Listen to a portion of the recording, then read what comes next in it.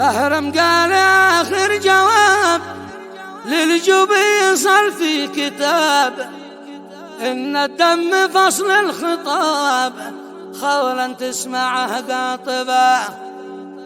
هذا آخر جواب انظمه واشرح فيه وترجمه، والسبعة الطير تفهمه تحسب له في الحاسبة.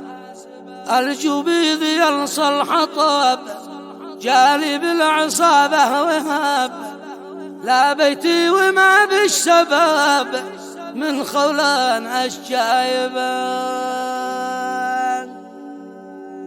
هذه القصيدة ردا على آل الجوبي، وهي بعنوان أصل القضية، من كلمات الشيخ محمد صالح بهرم ومن كلمات الشيخ صدام علي بهرم وآل بهرم كافة من أهالي الجرداء سنحان محافظة صنعاء.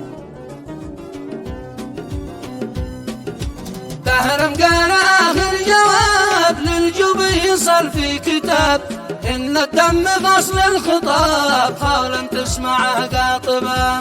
هذا آخر جواب انظمه واشرح فيه وترجمه، والسبعة الطير تفهمه تحسب له في الحاسبة. أصل المشكلة كلها سارق من تعز أصلها، والجبي تعرض لها قال صاحب تعز صاحبه.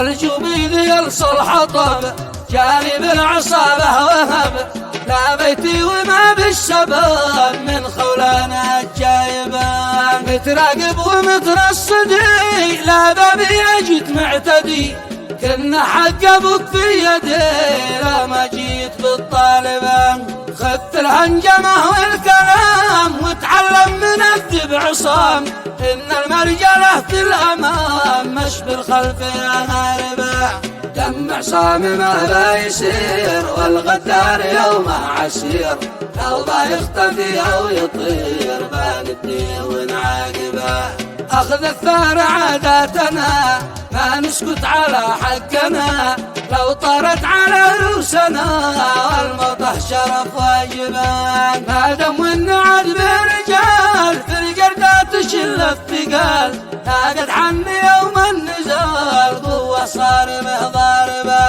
يا ذي قلت قولك سخيف بعد عصام عبد اللطيف، التهديد جهد الضعيف وافعال الضعيف كاذبة. لم تصدق رجال عسير هيا نلتقي يا نمر، ملعون مننا من يفر ومن فرح له شاربه.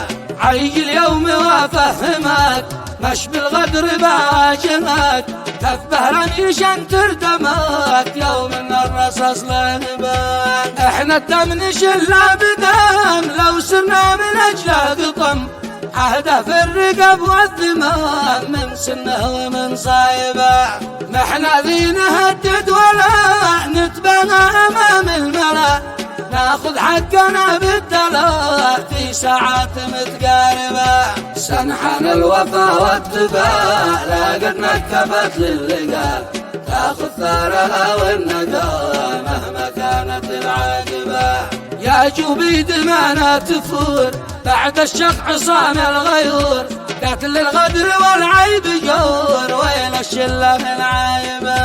عاد العيبة الأول سبق والثاني قد لحق، قتلت عيب من دون حق والعيبات متواكبة.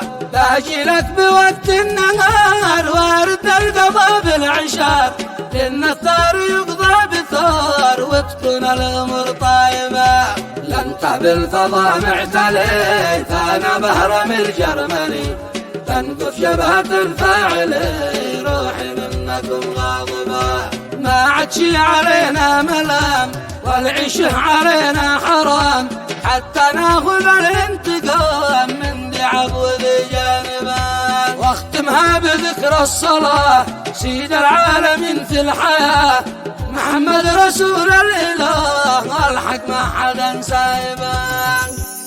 واختمها بذكر الصلاة سيد العالمين في الحياة، محمد رسول الإله الحق ما حدا سايبان.